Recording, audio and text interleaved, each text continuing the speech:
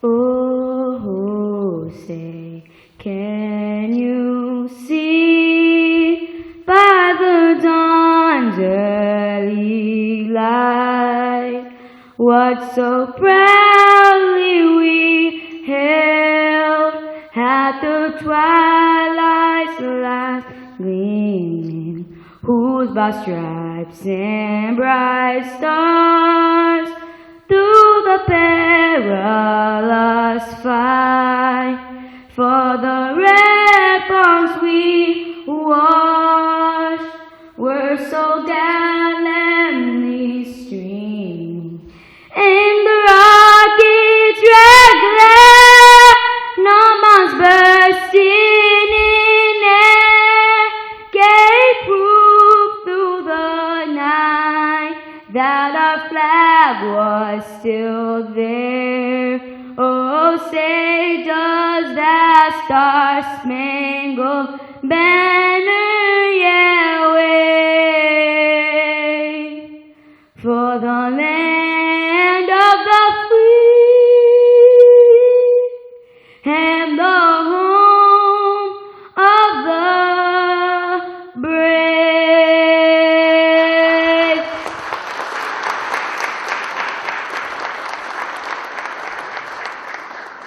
You will remain standing, and we're going to call from Boston Rebecca Zama, who will do the Haitian national anthem.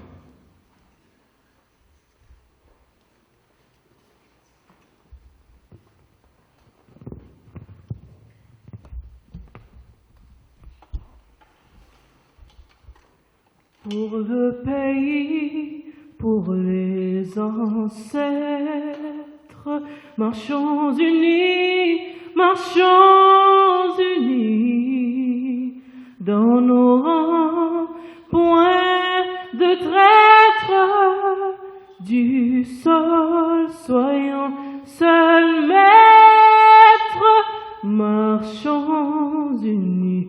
Marchons unis pour le pays, pour les ancêtres. Marchons, marchons, marchons unis pour le pays, pour les ancêtres. Nous gon drapeau, tant coup toute paix, puis on c'est pour nous remède. Mourir pour lui, c'est pas cadeau, blanc, t'es fait nous, c'est sans ancêtre, nous y'en qui t'écoulé, pour nous, qu'est-ce drapeau, nous, c'est pour nous travail, mettez ensemble, pour l'autre pays, qu'à respecter. Drapeau, si là, c'est l'homme tout haïtien.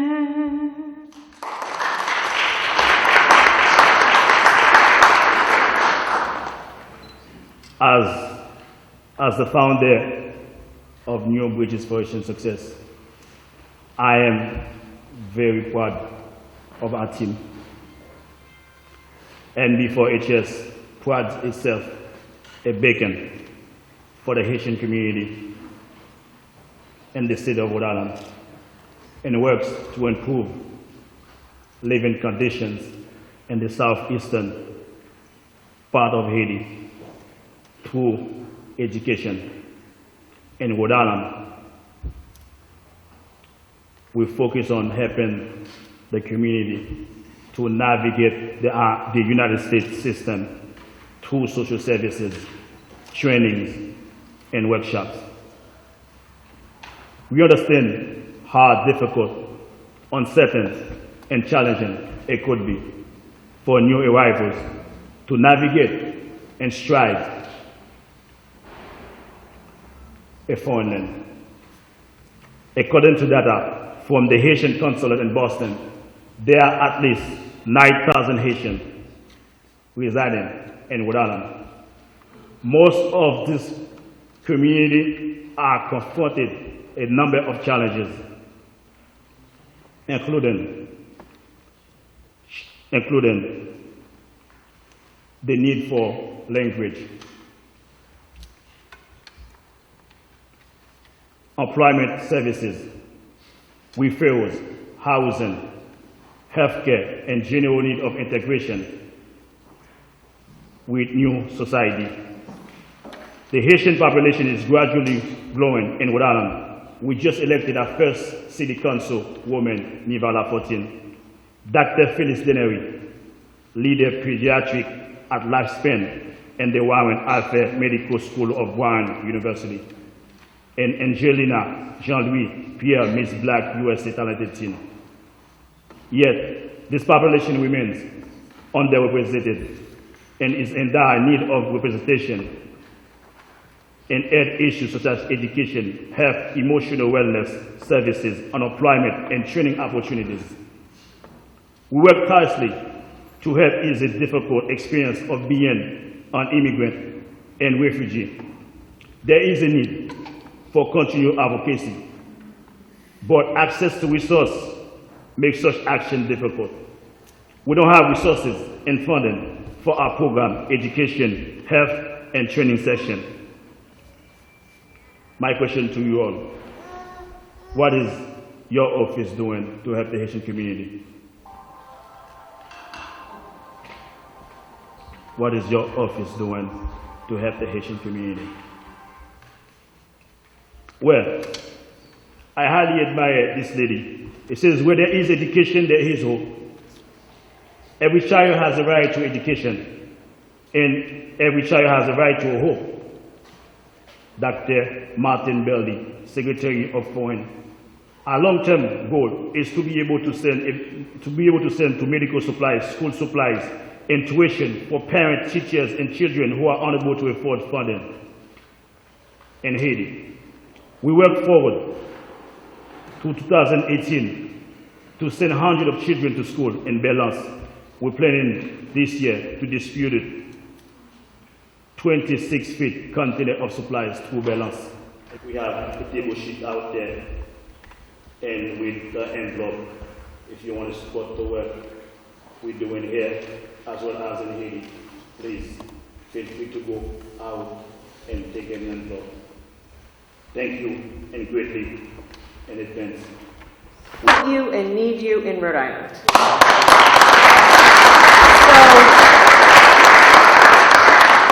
So, the way to speak out against racism and bigotry is to do this. To be together in a public forum and for you to feel supported by your leaders and to know that isn't Rhode Island. Maybe that's what we're hearing temporarily in Washington, and I say temporarily because we're not going to let it stay there. But in Rhode Island, all are welcome, and actually that's what contributes to our strength. And so that's why we're here today, to celebrate with you and for you and to stand together in an incredibly important time to do that. It's also my great pleasure to provide a gubernatorial proclamation in honor of Haitian Heritage Month and Haitian Flag Day. Maybe you want to... whereas the Haitian community of Rhode Island will be honored during the month of May.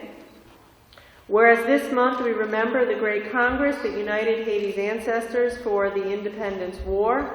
Whereas a ceremony to commemorate the 215th anniversary of the creation of the Haitian flag will be held at the Rhode Island State House now. Whereas this is important, whereas the Haitian community of Rhode Island has established and distinguished itself through the efforts of community organizations, I, Gina Raimondo, Governor of the State of Rhode Island, proclaim May 2018 as Haitian Heritage Month and Haitian Flag. Thank you, and it shouldn't be that hard, should it? No, it shouldn't. It's a great pleasure to be here today and with the governor as well, and that there's no question that Governor Raimondo has made it a point that everybody's welcome, and so it's very easy for me to go around and deliver the message that I've been working on for my entire life as well, that everybody needs to be welcomed. And meeting Bernard a few years back, made a commitment to make sure that the Haitian community, was as welcome as any community in the state of Rhode Island. And I just encourage you to keep working at it, because time and perseverance makes a difference. And keep working at it, keep working at it. My theme of the office has been the number 39. I believe that there's 39 cities and towns in the state of Rhode Island, and many of you have heard me say this before, and that each and every person that lives in those communities is important, and each and every one of the communities that live inside those communities are important. So it's a pleasure to be here today. I heard Bernard talk about education in Haiti and supporting that, and I also told him to make sure that when that fundraising starts that he knocks on my door, because I'm going to be very interested in supporting that. Just as I am with education in the state of Rhode Island. I just came from a very interesting, very unbelievable hot lifting ceremony on Blackstone Valley at a school that I helped start called the Blackstone Valley Mayoral Academy and Blackstone Valley Prep. And we had 70 graduates there, a full spectrum of the state. I'm sure that there were some Haitians that walked across that stage today and talking about what colleges they're going to go to. So I think that education in the state is something that we all need to double down on. And I'd ask and invite you to join me and the governor to make sure that each and every one of our students, as the governor just mentioned, these young people here today, get the full opportunity that everybody's entitled to. And I pledge to make sure that I'll do absolutely my best to make sure that happens, regardless of where you live, what community you live in, and what community inside of the communities you live in, and including the Haitian community here today. So I'm very happy to echo the governor, and I don't need to go through all those names that it was difficult to pronounce. and I would stumble probably as well, but we want to really honor the leadership that comes from within your community in the past and in the present, to make sure that we continue to celebrate things that are important to our state. And I'll just read one line here whereas the Haitian community contributes greatly to the rich history, culture, and diversity of the state of Rhode Island. Congratulations on your Flag Day, and thank you so much for the invitation to be here today.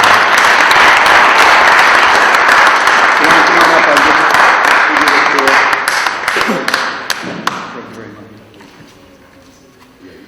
No problem.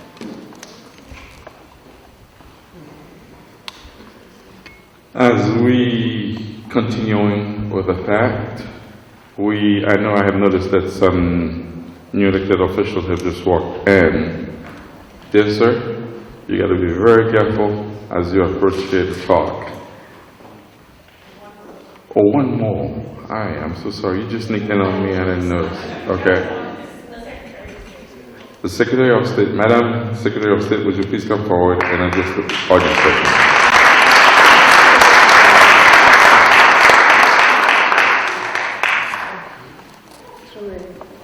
Good. We have a saying in Spanish in Puerto Rico, tarde pero seguro. Late, but for sure, here. It's a pleasure to be here today with you for this important flag raising. It's a joy to see so many people from not just the Haitian community, but also all different communities here to celebrate with you. And it's a pleasure to be with my officers who I know are doing a great job for the state of Rhode Island, the governor, the lieutenant governor, and I know that the treasurer would love to be here as well. So as your Secretary of State, I'm proud to welcome you to your State House. And I hope that many of you will take the time at some point. I'm available to arrange particular tours. We do tours of the building on the hour, every hour, Monday through Friday, but if you needed it for some other time, I would love to show it off, because I want all of our different communities, who are all Rhode Islanders, to realize what a treasure you have in this wonderful building, because it really is ours. And the only way we make it ours is if we know about it and we learn about it. The Haitian community has had a presence here in Rhode Island for decades. And they've been great leaders. Just the other day, I had the great opportunity of meeting with one of the businesswomen, and she was bringing to my attention things that I hadn't thought about. And that's what's important, that you express yourself to your elected officials, about the ways that you think Rhode Island is doing really well and also could be doing better. And so I want to encourage you to engage and empower. We now have a newly designed webpage called the Voting Information Center. So if you go to vote.ri.gov, we have not just information about your ballot or where you vote, we have just general information about how elections work in our state. It turns out American democracy is very complicated because every state is different jurisdictions have different systems. And so I want to make sure that as many people as possible feel empowered to participate in our election system. So share that, please, with your family and friends. Go to vote.ri.gov. And if you have good ideas about how to make it better, definitely speak with you. I look forward to continuing to work with you as your Secretary of State, and have a great evening. Thank you. I also brought a citation for Bernard Georges, of course. Bernard?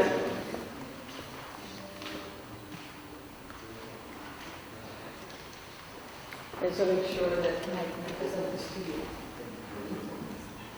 Okay.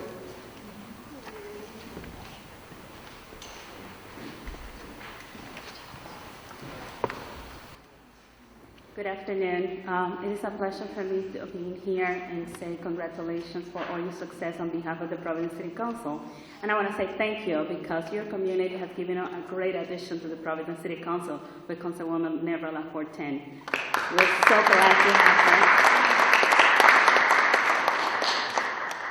Just know that the Providence City Council always has the doors open for the community, for the Haitian community. Me as an immigrant from the Dominican Republic with neighbors there, neighbor here, always looking forward for ways for us to work together. Congratulations and much success.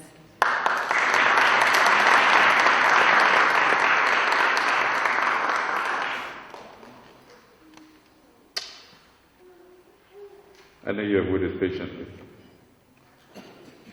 Let's give it up for him right now. He's addressing you all. This is a man that I have always noticed will always arrive here on time, whenever it's that day, okay? So, surely should be appreciated. Hi, good evening. I'm State Rep Bob Lancia, District 16 in Cranston. My wife Mary Ann, always by my side.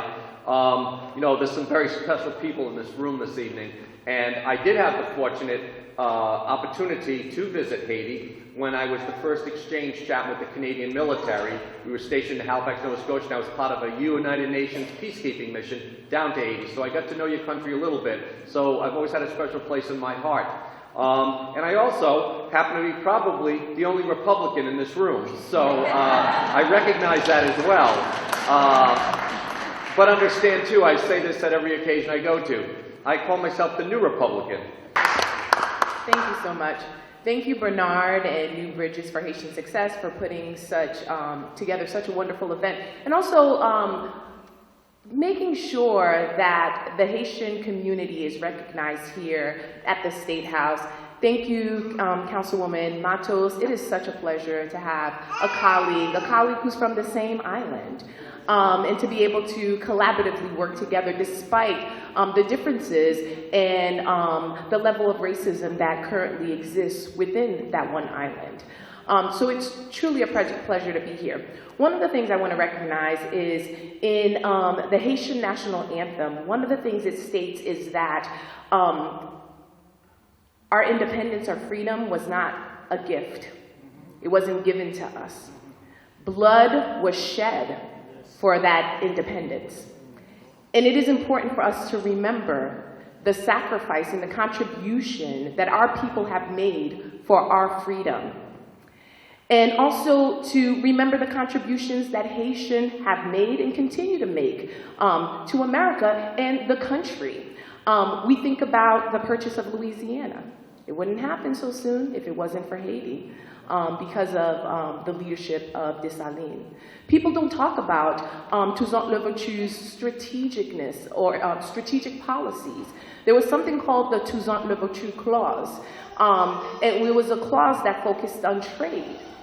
And so it's important for us to remind our community and remind folks who are outside of our community, especially those who preach hatred and bigotry, and for us to make sure that our children understand their history, where they came from, the contributions that their people made. It is important for us to walk with pride and dignity because our freedom, our independence, our voice was not given to us. It is something that we died for. It is something that we earned. It is something that every day that our people here in Rhode Island, in Boston, in Miami, in New York, all throughout the country do on a daily basis, waking up every single day, coming to this country. Some of them start off working in restaurants, like my father, as a dishwasher or in a factory, or CNAs. The same people who are asking us to leave are those people that we're taking care of their families. Some of us become engineers and we develop programs for other youth. So it's also important for you as you succeed, as you grow in life, to make sure that you open up the door for other people. Make sure that you create a pathway for others, because our success is by unifying and making sure that we help one another and that we protect our history, because it's sacred. And to also make sure that we share that history whenever we have an opportunity to do so. So I'm truly proud to be Haitian, to be an immigrant, and to be able to stand here before you, an immigrant, once undocumented, who came here, grew up in a very poor household, working class household. And for me to stand here today, it is truly an honor, and it shows to us that despite what the rhetoric is in our community, out in this nation, the negative rhetoric, that we are people of strength, we are people of dignity, and we are people of courage. So thank you all for being here. So my poem is, we can make this world a better place. Think about our generation. Think about the darkness upon us. There's no more love which is about to help each other. People hating each other. People killing each other. We have seen war everywhere. Our friends, our family, running away to find a peaceful place. We have seen people accepting and enjoying violence. Or if you can create a new world without fear and stand for things that we believe is right. You and I can make this world a better place by making ourselves a better people. Through the Haitian Revolution, we saw good people standing for good cause to bring good to people. They built a stage for black and enslaved people to be free. The flower of hope, freedom, and opportunity began to flourish. We saw an example of making a world a better place. Amazing poets, women and men, they came together with courage, made of hope, tears, promises, and beliefs. They fought against injustice till they get their independence. Haiti became the first black nation to get its independence. Let's all come together with one heart, one humanity, and make the world a better place. I believe that together, we will inspire our generation and for the next to achieve greatness. Thank you.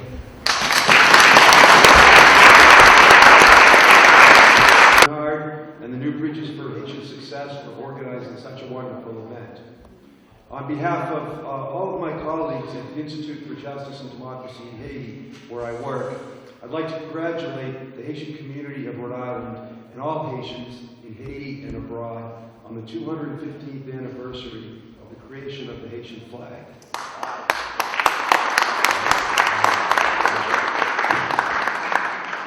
And even more on the 214 years of independence that flag represents. I'm a human rights activist, and I believe that along with Haitians, everybody who cares about human rights should be celebrating May 18th.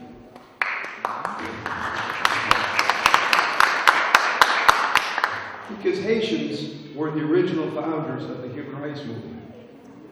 Haitians were the first to make human rights apply to everyone, to make them universal. The French proclaimed liberté, égalité, fraternité 14 years before the Congress of Arcueil.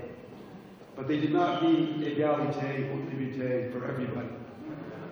The United States proclaimed that all men are created equal 27 years before the Congress of Arcae, but they did not really mean all. When Haitians came together in May 1803 in Arcae and agreed to fight under a single flag, they fought to create the first nation in history that would give basic human rights to everyone, without exception, without exclusion. We say that Haiti was the first free black nation, and there's much to celebrate in that. But Haiti was also the first free nation, at least in the Americas. The U.S. was independent first, but it is hard to call a nation free when it is addicted to slavery. Slavery was, of course, a horror for those enslaved, but it also deeply undermined the moral, spiritual, and social lives of those who tolerated and benefited from slavery. They gained material advantages from the system, but lost their souls in the bargain. And 215 years after the Congress of Arcae, the human rights movement is still fighting to fulfill the Haitian Revolution's promise of truly universal rights. There are still battles to fight in Haiti, of course. Limitations on the right to vote leave the majority of Haitians unable to demand that their government provide basic government services such as education, healthcare, and honest administration. There are battles to fight outside Haiti, too. 215 years later, the international community has still not accepted that the Haitian flag represents an independent, sovereign nation. The international community imposed an unjustified occupation on Haiti for the last 14 years and routinely interferes in Haitian elections. The UN brought a cholera epidemic that killed 10,000 Haitians, then refused to respect its legal obligations to the cholera victims. A respect that certainly would have shown had the victims been in New York instead of in Haiti.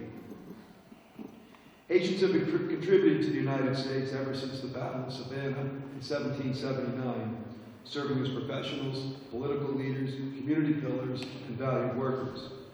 But the United States has not always respected the human rights of Haitians in our country. We have too often imposed discriminatory immigration policies justified by racism. This discrimination is a betrayal of America's own ideals, of our stated commitment to human rights, and of our own ancestors who immigrated to this country. There's no better example of racist immigration policy than the administration's termination of temporary protected status, or TPS, for Haitians last November. The government's own documents explain how the conditions in Haiti justify the continuation of the program. The president's own words demonstrate that the decision to terminate TPS was based not on the facts in Haiti or on the law in the United States, but on the president's racist and uninformed stereotypes of the Haitian people.